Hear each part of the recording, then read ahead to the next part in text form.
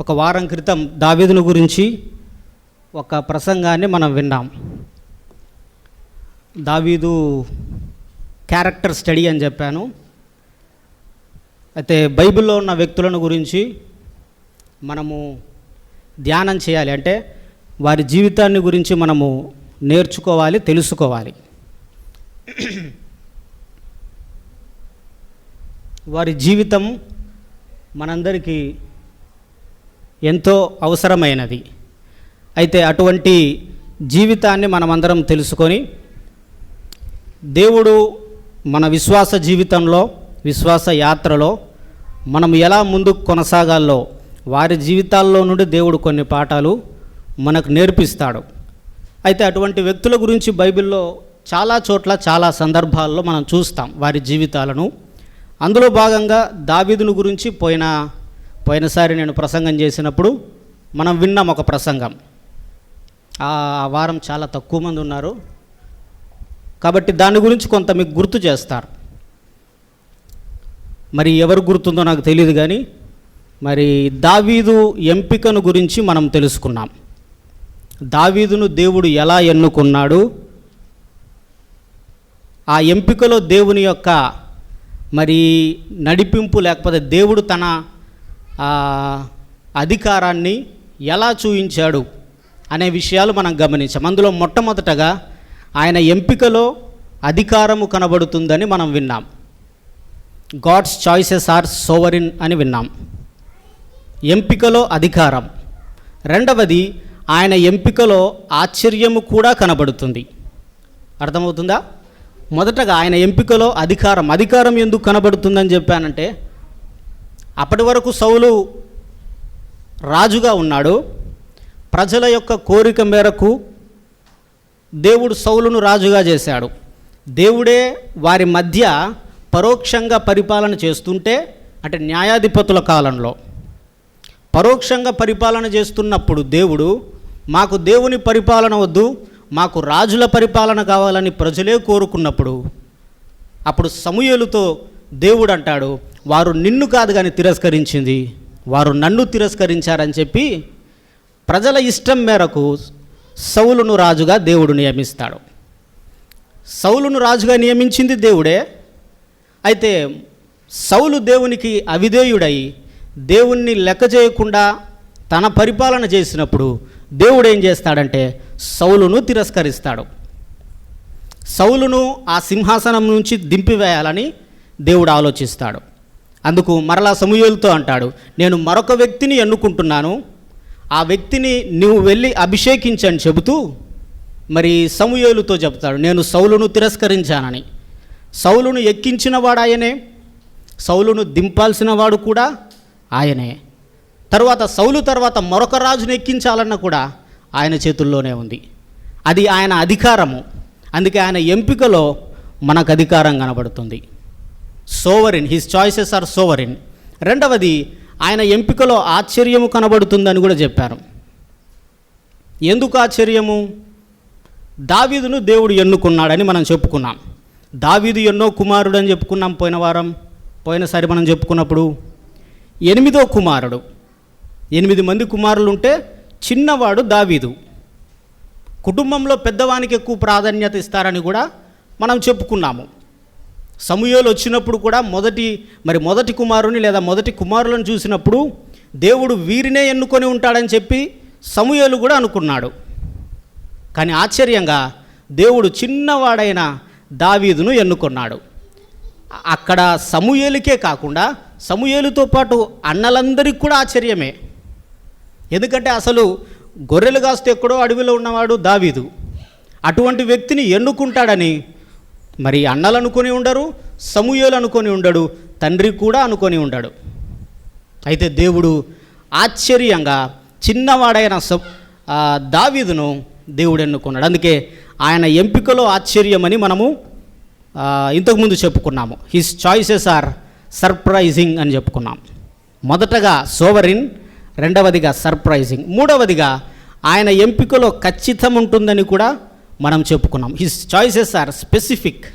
ఖచ్చితంగా ఎవరో ఆ 8 మందిలో ఎవరో ఒక్కరు రాజుగా అయితే సరిపోతుందిలే అనుకోలేదు. ఎవరైతే ఎందులో ఎవరో ఒకరు మరి పరిపాలన చేయనని చెప్పలేదు, కానీ ఆ 8 మందిలో తప్పక దావీదునే దేవుడు ఎన్నుకున్నాడు, వేరే ఎవరిని దేవుడు ఎన్నుకోలేదు. చివరికి దావీదును అనుకున్నట్టుగానే ఖచ్చితంగా దావీదును ఎన్నుకొని ఆయన సింహాసనాన్ని ఎక్కించటానికి ఆయన మార్గము సరళం చేస్తూ ఉన్నాడు. పోయిన వారము లేదా పోయినసారి మనం చెప్పుకున్నప్పుడు ఈ సంగతులన్నీ మనం చెప్పుకున్నాం. అయితే ఈ వారం దావీదును రాజుగా అభిషేకించిన దేవుడు, జాగ్రత్తగా విందాం, దావీదును రాజుగా అభిషేకించిన దేవుడు దావీదును రాజుగా సింహాసనం మీద కూర్చోబెట్టడానికి లేదా సింహాసనాన్ని మరి దావీదు అధిష్ఠించటానికి దేవుడు కొన్ని మార్గాలను సరళం చేస్తున్నాడు. లేకపోతే దావీదుకు ఒక తర్ఫీదు లాంటి పరిస్థితులను మరి ఎదురవ్వటానికి దేవుడు అనుకూలపరుస్తున్నాడు. ఆ పరిస్థితులన్నిటిలో చాలా పరిస్థితులు దావీదు ఎదుర్కొన్నాడు. అనుకూల పరిస్థితులు కావచ్చు, ప్రతికూల పరిస్థితులు కావచ్చు, అన్నిటినీ దావీదు ఎన్నుకొని ముందుకు వెళుతూ ఆ సింహాసనాన్ని అధిష్ఠించాడు. ఆ సింహాసనం మీద కూర్చున్నాడు, రాజు అయిపోయాడు. రాజు అవ్వటానికి దేవుడు ఈ పరిస్థితుల గుండా దావీదును తీసుకెళ్ళాడు. అందులో భాగంగా ఒక సంఘటన మనం చదువుకున్న, ఇప్పుడు 1 సమూయేలు 17వ అధ్యాయం మరి అన్న చదివి వినిపించాడు. మనం చదువుకోవాల్సిన భాగం ఆ 17వ అధ్యాయం మొత్తం చదువుకోవాలి. అయితే దాదాపు 50 వచనాలు పైన ఉంటాయి కాబట్టి సమయం సరిపోదు కాబట్టి అన్ని వచనాలు చదవలేదు. ఒక భాగాన్ని మనం చదువుకున్నాం, 17వ అధ్యాయంలో ఒక భాగం. అక్కడ దావీదు గొలియాతు కథ మనకు కనబడుతుంది. ఇది అందరికీ బాగా తెలిసిన కథే, సండే స్కూల్ పిల్లలకు కూడా బాగా ఈ కథ తెలుసు. అయితే జరిగిన ఆ కథను మరి కొంత మీకు ఉపోద్ఘాతంగా, అంటే మీకు అర్థం కావటానికి క్లుప్తంగా మీకు దాని గురించి వివరిస్తాను. ఒకానొక సమయంలో సౌలు మరి పరిపాలన చేస్తున్న ఆ దినాల్లో అప్పటికి దేవుడు దావీదును ఎన్నుకున్నాడు, సౌలును తిరస్కరించాడు. అయితే పూర్తిగా సౌలు నుండి రాజ్యాన్ని దావీదు చేతికి ఇవ్వలేదు. సౌలు పరిపాలన చేస్తున్నాడు. నేను ఇంతకుముందు చెప్పాను, వాటి గురించి మిమ్మల్ని అడుగుతాను. సౌలు ఏ రాజు అని చెప్పుకున్నాము? ఇశ్రాయేలుకు ఎన్నో రాజు సౌలు మొదటి రాజు. ఇవి ప్రాముఖ్యమైనవి, మరి చాలా సులువైన మాటలే, అందరూ తెలుసుకోవాల్సినవి, సులువైన విషయాలు. సౌలు మొదటి రాజు ఇశ్రాయేలుకు. సౌలు తర్వాత దావీదు 2వ రాజు. దావీదు తర్వాత మరి సొలొమోను 3వ రాజు. ఈ ముగ్గురు పేర్లు మీరు గుర్తుపెట్టుకోవాలి. దీని తర్వాత కూడా చాలామంది రాజులు పరిపాలన చేశారు. అయితే ఈ ముగ్గురు చాలా ప్రాముఖ్యం. మొదటగా సౌలు, రెండవది దావీదు, మూడవది సమూయేలు, సొలొమోను. ఈ ముగ్గురు కూడా మరి సమానంగా 40 సంవత్సరాలు పరిపాలన చేశారు. సౌలు కానీ, దావీదు కానీ, సొలొమోను కానీ 40 సంవత్సరాలు పరిపాలన చేశారు.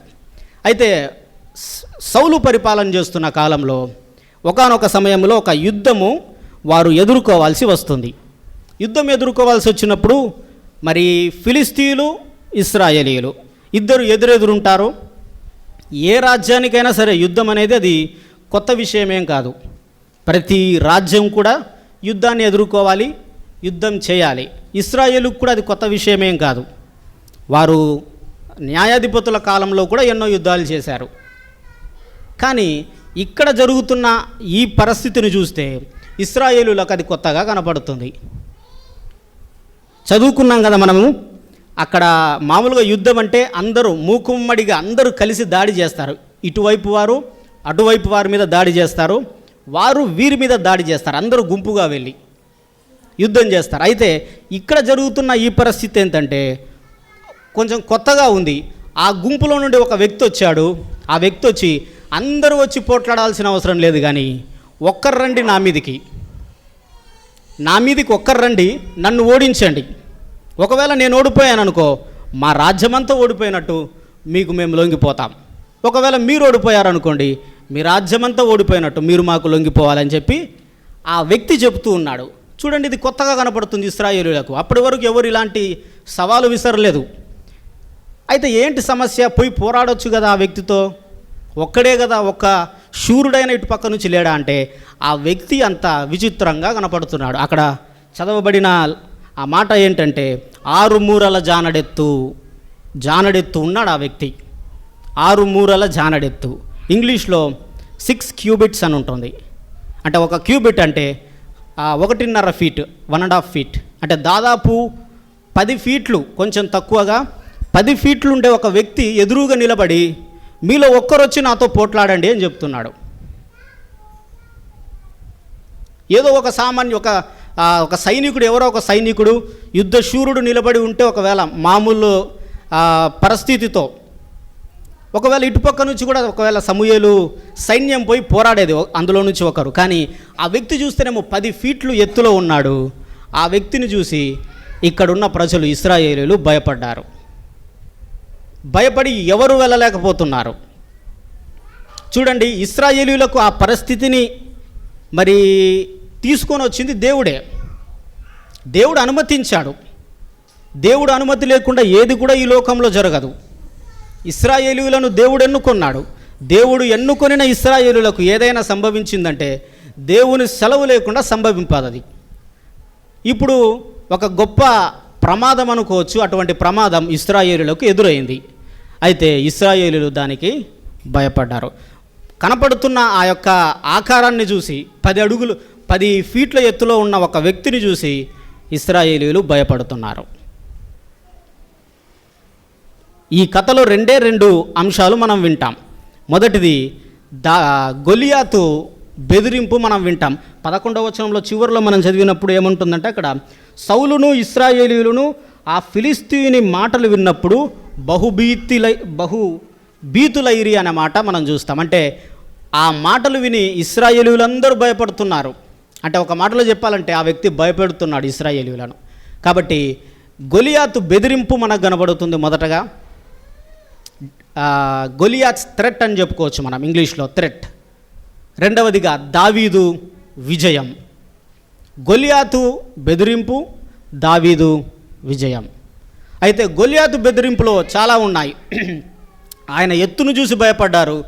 తర్వాత ఆ వచనాలన్నింటిలో చూస్తే ఆయన ఈటె కానీ లేకపోతే డాలు కానీ, ఆయన ముందు నడిచే ఒక వ్యక్తి, ఆ యొక్క వాటినన్నింటిని పట్టుకొని నడిచే వ్యక్తి కానీ, వాటన్నిటిని చూసినప్పుడు ఇశ్రాయేలీయులు భయపడ్డారు. అయితే ఇక్కడ మనం ఆలోచించాల్సింది ఏంటంటే, దేవుడు అనుమతించిన ఆ యొక్క యుద్ధాన్ని ఇశ్రాయేలీయులు ఎదుర్కోలేక వారు భయపడ్డారు. నిజానికి భయపడి వెనక్కి తగ్గాలని దేవుడు వారిని అనుమతించలేదు. అది తప్పక దాన్ని ఎదుర్కోవాలి, ధైర్యంగా ఎదుర్కోవాలి.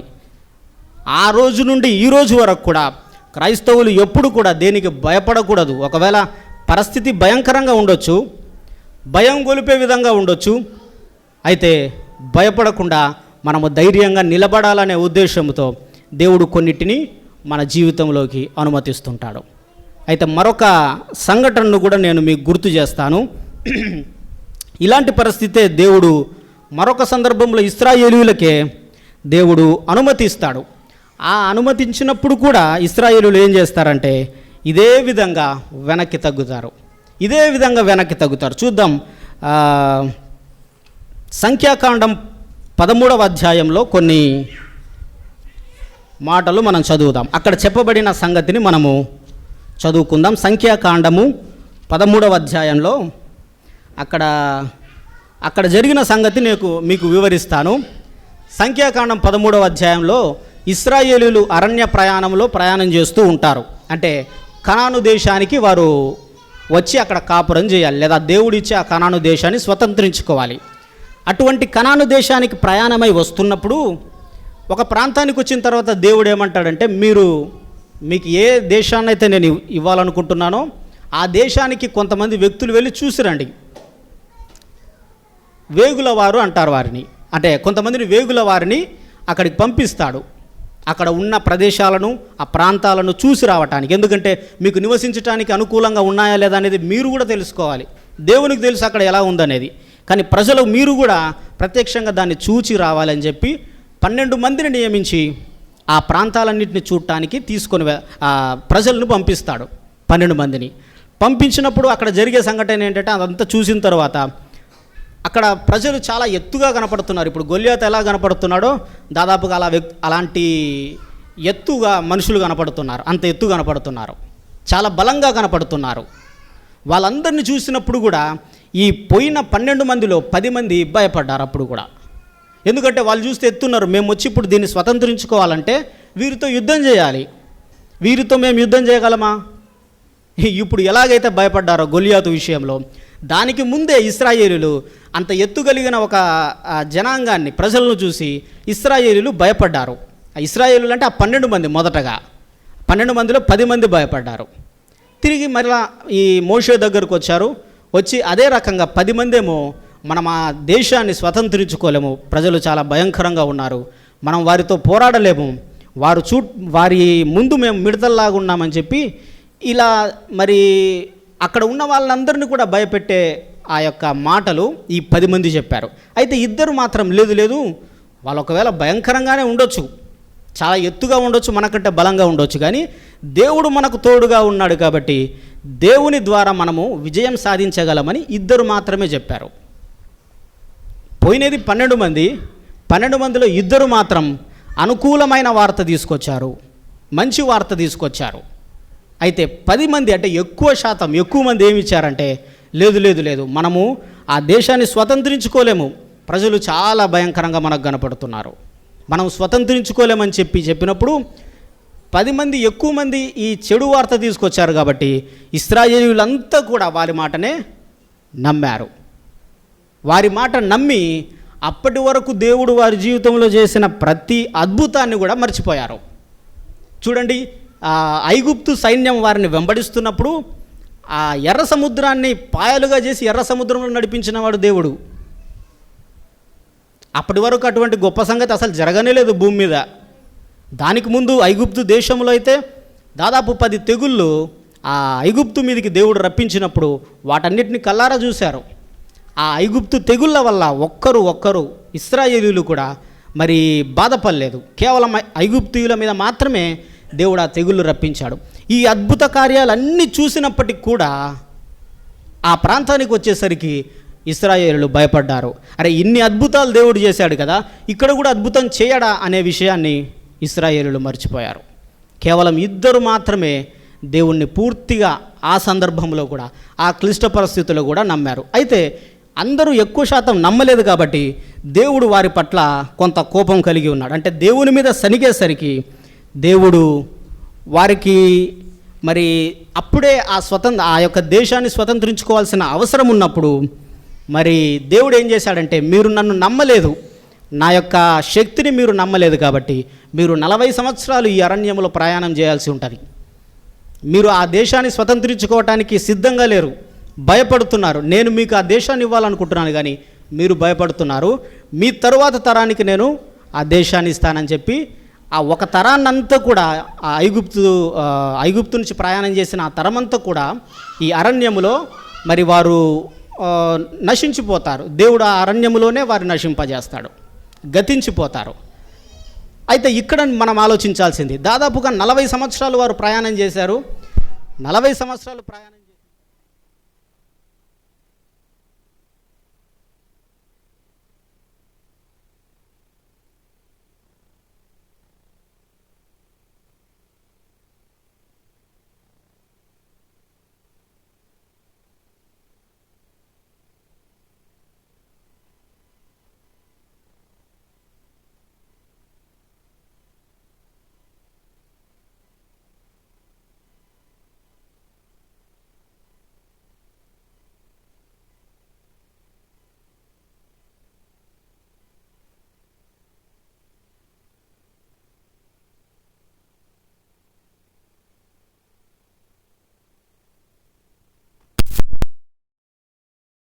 చాలా ఎత్తుగా ఉన్నారు, మేము వారితో పోరాడలేము, యుద్ధం చేయలేము అని చెప్పి వారు భయపడ్డారు.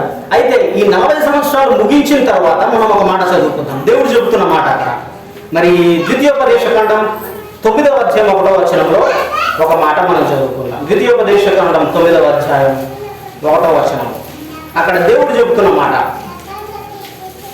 9వ అధ్యాయము 1వ వచనం, ఇశ్రాయేలు వినుము, నీకంటే గొప్ప బలము గల జనములను ఆకాశమంటూ ప్రాకారములు గల గొప్ప పట్టణములు స్వాధీనపరచుటకై నేడు నువ్వు యోర్దాను దాటబోతున్నావు. చూడండి, మొదటి మాట ఒకటవ ఒకటవ వచనంలోనే ఇశ్రాయేలు వినుము, నీకంటే గొప్ప బలము గల జనములు అనే మాట అక్కడ చూస్తాం.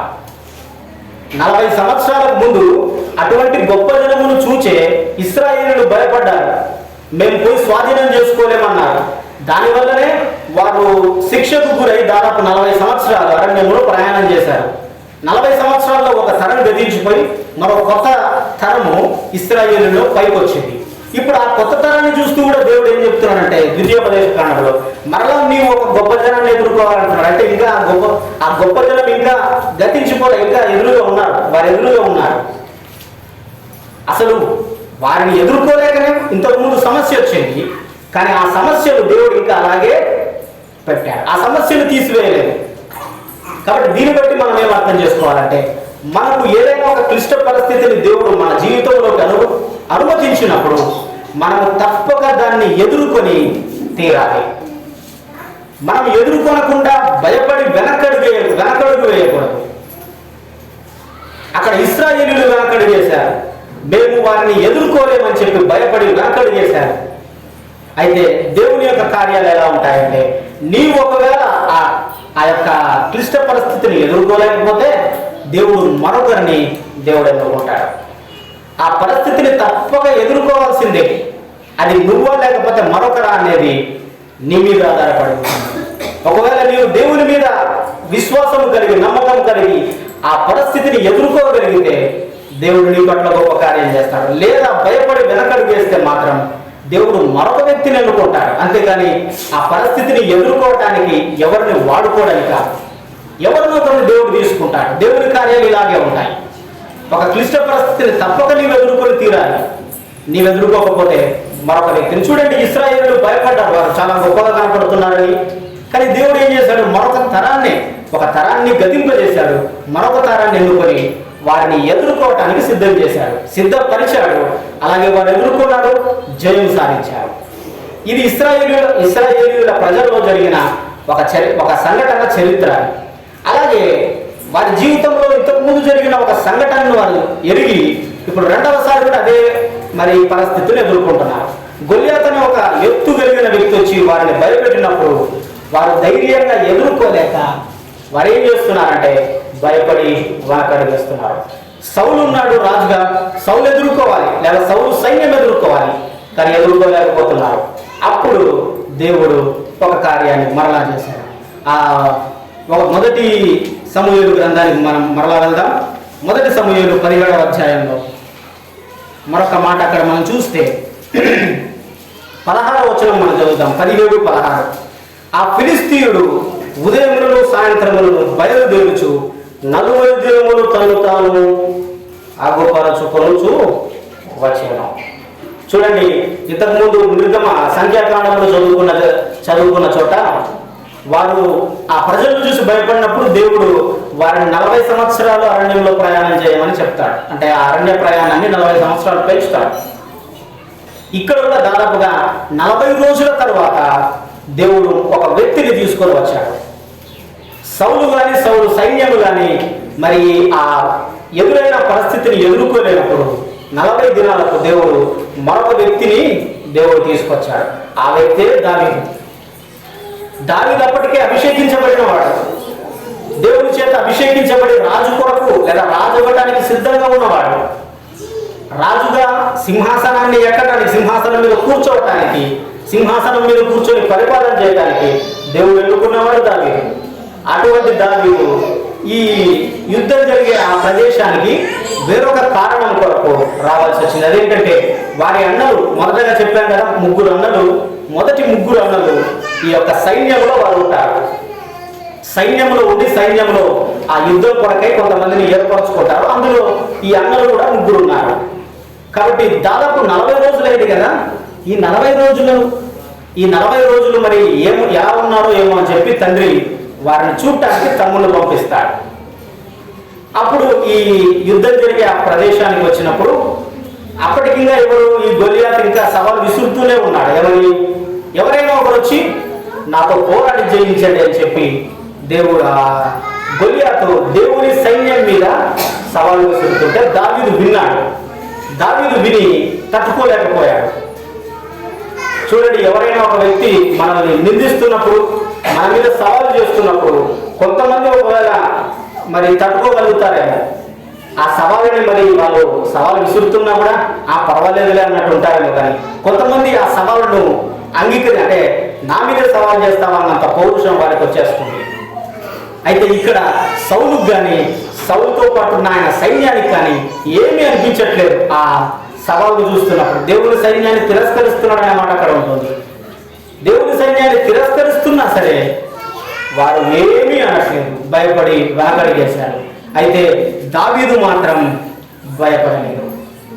దేవుని సైన్యాన్ని తిరస్కరించడానికి ఫిలిస్తీయుడు ఎంతటి వాడని చెప్పి దావీదుకు కోపం వచ్చేస్తుంది. దేవుని సైన్యాన్ని తిరస్కరిస్తాడా అన్నట్టుగా. అప్పుడు ఒక మాట చదువుకుందాం, చూడండి 17వ అధ్యాయము 26వ వచనాన్ని మనం చదువుకుందాం. 17:26 అక్కడ దావీదు జీవము గల దేవుని సైన్యములను తిరస్కరించుటకు ఈ సున్నతి లేని ఫిలిస్తీయుడు ఎంతటి వాడని చెప్పి దావీదుకు చాలా కోపం వచ్చేస్తుంది. చాలా కోపం వచ్చి నేను పోరాటానికి వెళ్తాను, ఆ ఒక వ్యక్తి రమ్మంటున్నాడు కదా, ఆ ఒక వ్యక్తి నేను అవుతాను, నేను పోరాటానికి వెళ్తానని చెప్పినప్పుడు ఎవరు దాదాపుగా వినరు. ఎందుకంటే దావీదు చాలా చిన్నవాడు. ఆ వ్యక్తి చూస్తేనేమో మరి యుద్ధ శూరుడు, యుద్ధంలో ఎంతో నైపుణ్యం కలిగిన వాడు. అటువంటి వ్యక్తి ఎదురుగా ఉన్నాడు కాబట్టి నువ్వు ఏమి చేయలేవు, నీకు అంత స్థాయి లేదు ఆ వ్యక్తిని ఎదుర్కొనేటంత అన్నట్టుగా దావీదును పంపడానికి ఇష్టపడలేదు. అయితే దావీదు ట్రాక్ రికార్డ్ చెప్తాడు. అంటే గతంలో ఆయన చేసిన గొప్ప పనులు చెప్తాడు. ఆయన మంద మీదకి మరి ఎలుగుబంటి సింహం వచ్చినప్పుడు ఆ మందను కాపాడటానికి ఆ ఎలుగుబంటి సింహాన్ని చంపేస్తాడు. దాని గురించి చెప్తాడు. నేను ఇలా ఒక సందర్భంలో నా మంద మీదకి ఇలాంటి ఈ సింహము ఎలుగుబంటి దాడి చేసినప్పుడు వాటిని చంపాడని చెప్పినప్పుడు ఇవన్నీ విన్న తర్వాత వారికి కూడా కొంత నమ్మకం కలుగుతుంది. సరే వెళ్తాడేమోలే అన్నట్టుగా వారిని మరి ఆ యుద్ధ కవచాలన్నింటిని ధరింపజేసి పంపిద్దామని వారు ప్రయత్నం చేస్తారు. అయితే అవేమి సరిపోకపోయేసరికి ఒక్కడే వెళ్తాడు. అంటే ఎలాగైతే ఉన్నాడో అటువంటి దుస్తులు ధరించుకొని వెళ్తాడు. ఇక్కడ మరి గమనించాల్సిన మాట ఏంటంటే ఆ వ్యక్తి చూస్తేనేమో యుద్ధ కవచాలు ధరించి యుద్ధ శూరుడుగా కనపడుతున్నాడు. దావీదేమో ఒక సామాన్య బాలుడు అని చెప్పవచ్చు, లేదా ఒక యవనస్తుడు అని చెప్పుకోవచ్చు. చాలా చిన్న వయసులో ఉన్న దావీదు యుద్ధ శూరుడైన ఒకరి మీదకి యుద్ధానికి బయలుదేరాడు. ఇంత ధైర్యం దావీదుకు ఎక్కడి నుండి వచ్చింది? అసలు ఇంత ధైర్యం దావీదుకి ఎక్కడి నుండి వచ్చింది? యుద్ధంలో ఎంతో నైపుణ్యంగా వారు సైతం ఇక్కడ భయపడి వెనకడి వేస్తుంటే దావీదు ఏ అనుభవం లేనివాడు, యుద్ధంలో ఏ అనుభవం లేనివాడు మరి గొల్యాతును ఎదుర్కోవడానికి ముందుకు వెళ్తున్నాడు. అక్కడ దావీదు అన్న మాట మరొక మాట చదువుకుందాం, చూడండి 45వ వచనం, అదే అధ్యాయము 45, 46 వచనాలు నేను చదువుతాను. 45వ వచనం, దావీదు నీవు కత్తియు ఈటయు బల్లెమును ధరించుకొని నా మీదికి వచ్చుచున్నావు. అయితే నీవు తిరస్కరించిన ఇశ్రాయేలీయుల సైన్యముల అధిపతియగు యెహోవా పేరట నేను నీ మీద వచ్చుచున్నాను. ఈ దినమున యెహోవా నిన్ను నా చేతికి అప్పగించును.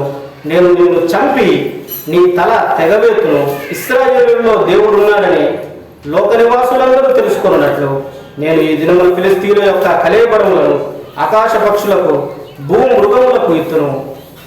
అలాగే 47వ వచనం, అప్పుడు యెహోవా కత్తి చేతను ఈట చేతను రక్షించువాడు కాడని ఈ దండు వారందరూ తెలుసుకొందురు. ఈ మాట జాగ్రత్తగా వినండి.